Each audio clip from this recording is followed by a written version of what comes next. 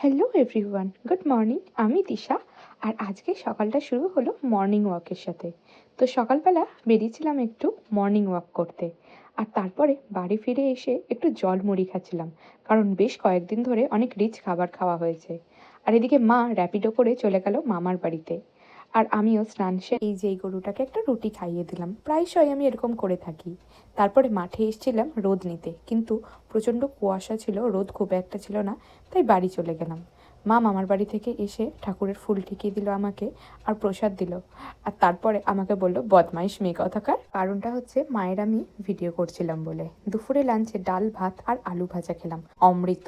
আর বিকালবেলা এই ছোট্ট পুচকেটা আমার কাছে পড়তে এসেছিল, ওকেই পড়াচ্ছিল। আর এখানে আরেকজন স্টুডেন্টের কপি চেক করছিলাম। তারপরে এই পুচকেটারই খাতা চেক করে কাজে বসে পড়েছিলাম।